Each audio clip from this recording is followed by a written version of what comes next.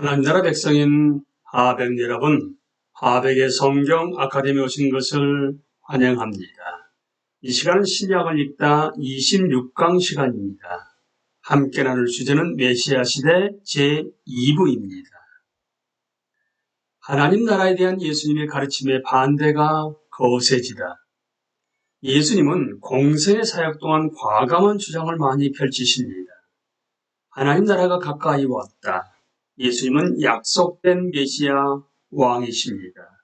예수님은 하나님의 아들이자 인자이십니다. 또한 예수님은 예언의 표적으로 하나님 나라를 입증하십니다.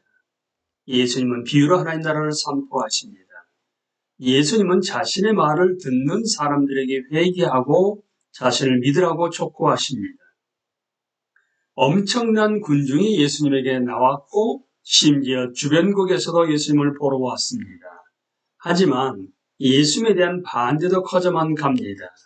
이러한 적개심은 예수님이 자신에게 신적 권위가 있다고 주장하는 것, 안식일을 노골적으로 폄훼하는 것, 죄인들을 환영하고 잃어버린 자들을 되찾으시는 것에 등에 집중되었습니다.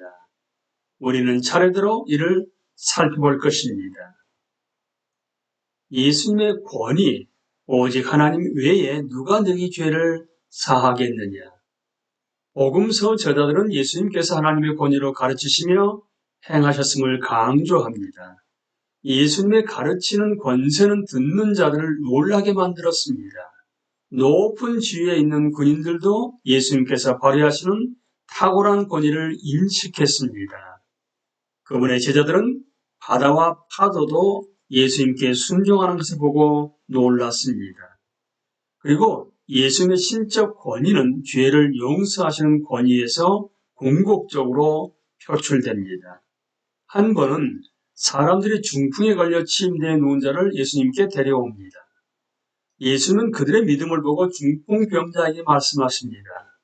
작은 자야 안심하라, 내 죄 사함을 받았느니라.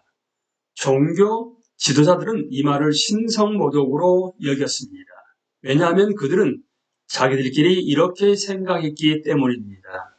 오직 하나님 외에 누가 능히 죄를 사하겠느냐. 예수님은 그들의 생각을 아시고 용서를 선포하는 편과 일어나 걸어라 하는 편 중에 어느 편이 더 쉬운지 물으십니다. 한 사람이 용서를 받았다고 말하는 편이 더 쉬울 것입니다. 왜냐하면 이 말은 눈으로 확인할 수 없기 때문입니다. 예수님은 중풍병자를 고치심으로 그들의 침묵에 대답하셨습니다. 이러한 치유는 그들이 인자가 세상에서 죄를 사하는 권능이 있는 줄 알기로 추가로 주신 증거였습니다. 우리는 예수님께서 고치신 것을 목격하자 경외하며 예수님과 그런 권세를 주신 하나님께 영광을 돌립니다. 인자는 안식일의 주인이니라. 예수님은 게다가 자신이 안식일의 주인이라고 주장하시면서 하나님의 아들로서 자신의 정체를 드러내십니다. 하나님은 매주 예배하는 자유를 보장하기 위해 안식일을 만드셨습니다. 이스라엘만이 매주 하루를 정해 자신들의 창조주를 닮아가고 구속주를 기억하는 날로 지켰습니다. 안식일을 지키지 않았던 것도 포로로 잡혀가게 된 구체적인 원인 중 하나였습니다. 서기관들과 바리새인들은 안식일 할 수 있는 일과 해서는 안 되는 일을 설명하는 데 엄청난 관심을 기울입니다. 그들은 모든 이스라엘의 안식일을 신실하게 한 번만 지키면 메시아가 오실 것이라고 가르쳤습니다. 그들은 오직 하나님만이 안식일을 어기지 않고서도 우주를 지키시고 자기 백성에게 공급하시는 섭리의 사역을 계속하실 수 있다고 믿었습니다. 따라서 하나님이 직접 행하신 일은 안식일을 어기는 것이 아닙니다.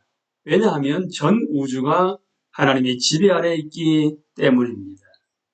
하나님이 백성들에게 충분한 음식을 주신 것도 안식일 명령의 범주에 포함되는 것으로서 일곱째 날에 안식할 수 있도록 하신 것입니다.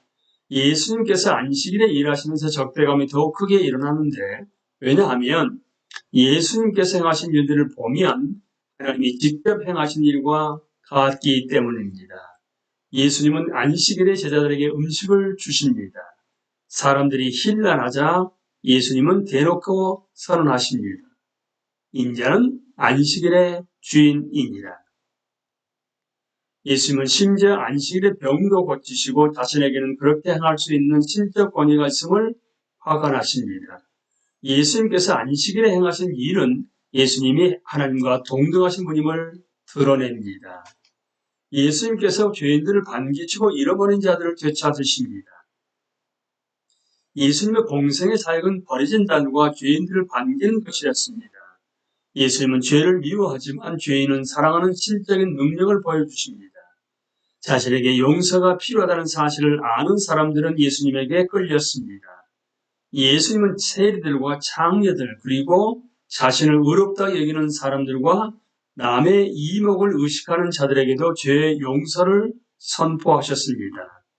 예수님은 함께하는 식탁 교제의 즐거움을 통해 그들이 하나님과 화목하게 되고 공동체로 회복되었음을 보여주십니다.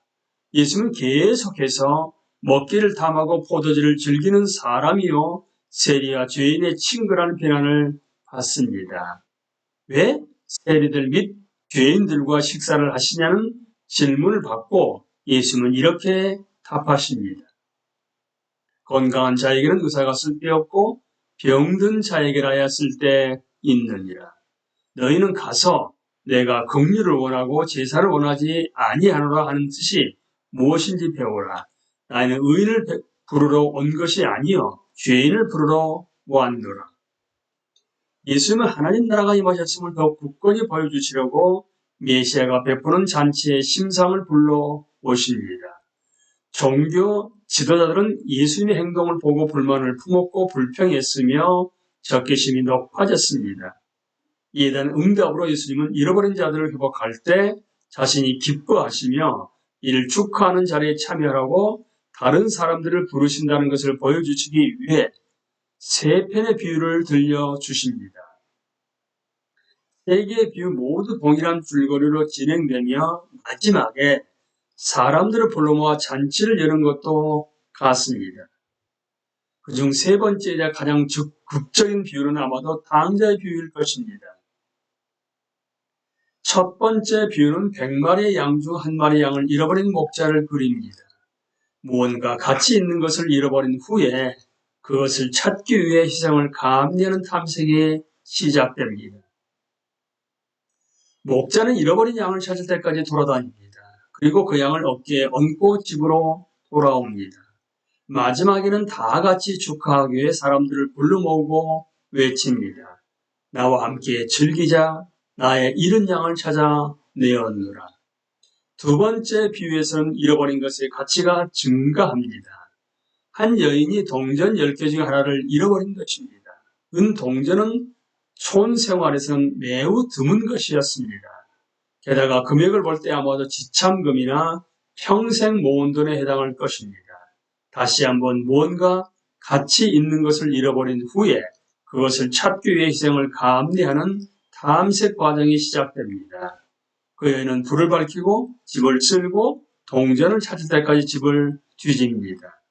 마침내 여인도 같이 축하하기 위해 사람들을 불러 모읍니다. 나와 함께 즐기자. 잃은 드라크마를 찾아 내었노라. 예수님은 이 두 비유 모두 죄인이 회개하여 잃어버린 자를 찾게 되었을 때 천국에 있을 기쁨을 나타내는 것으로 해석하십니다. 세 번째 비유에서는 그 가치가 최대로 증가합니다. 이제 100 중 하나 또는 10 중 하나가 아닌 둘 중 하나입니다.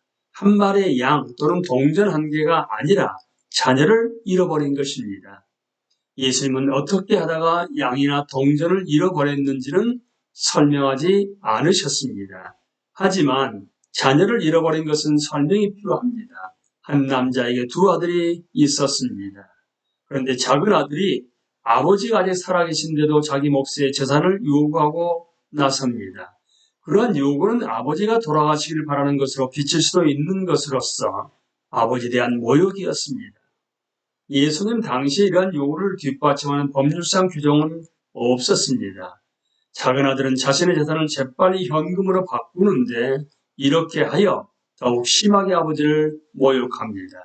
그러고는 마을을 떠나 먼 곳에 가서 방탕하게 살며 가진 것을 다 탕진합니다. 그리고 가진 것이 소진되었을 때 마침 심각한 가뭄이 찾아오면서 처음으로 궁핍함을 느낍니다. 그는 그 나라의 어느 사람 밑에서 일자리를 구합니다. 중동에서는 거부할 수밖에 없는 조건을 제시함으로써 귀찮은 사람을 떼어내버린 것이 예의였습니다.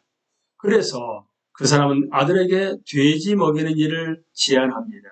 그런데 놀랍게도 이 잃어버린 아들은 받아들입니다. 돼지들이 먹는 열매가 너무나 먹고 싶었기 때문입니다. 그 열매는 캐럽이라는 덤불에서 딴 것으로 가지는 가시로 가득하고 쓴맛이 나는 검고 작은 산딸기 같습니다. 아들은 완전히 절망적인 상황에 몰려 이 덤불에서 나온 열매라도 먹기를 바랐던 것입니다.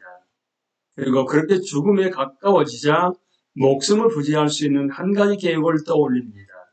아버지 집에는 종들조차도 먹을 것이 있다는 사실이 떠오를 것입니다. 그러자 아들은 아버지에게 돌아가기로 결심합니다. 아들은 자신의 죄악을 알았기 때문에 자신은 더 이상 아들로 불릴 가치가 없다고 생각했습니다.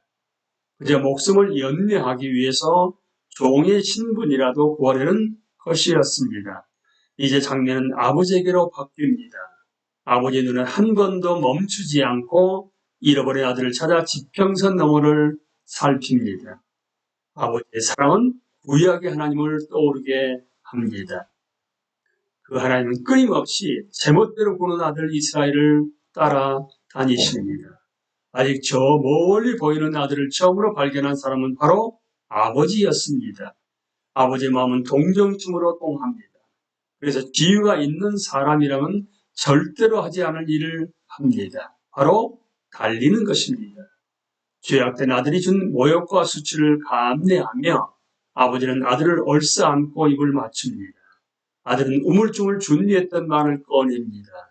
하지만 아버지는 말을 끊고 사람들을 불러 모으고 외칩니다. 제일 좋은 옷을 내어다가 입히고 손에 가락지를 끼우고 발에 신을 신기라. 그리고 살진 송아지를 끌어다가 잡으라. 우리가 먹고 즐기자. 이 내 아들은 죽었다가 다시 살아났으며 내가 잃었다가 다시 얻었노라. 앞선 두 비유와 마찬가지로 이 비유에서도 엄청난 가치를 지닌 것을 잃어버리고 고통을 감수하는 탐색이 시작됩니다. 결국 잃어버린 아들을 회복시키고 이를 축하하기 위해 공동체를 불러 모읍니다. 예수님의 비유는 큰 아들이 그 자리에 참석하기를 거부하면서 반전이 일어납니다. 우리는 큰 아들 역시 잃어버린 자라는 사실을 깨닫게 됩니다. 아버지는 하루 사이에 두 아들의 모욕을 참은 것입니다. 하지만 아버지는 나가서 큰 아들을 찾습니다. 그리고 아들에게 아버지의 기쁨에 참여하라고 하면서 이렇게 말합니다. 이 내 동생은 죽었다가 살아났으며 내가 잃었다가 얻었기로 우리가 즐거워하고 기뻐하는 것이 마땅하다.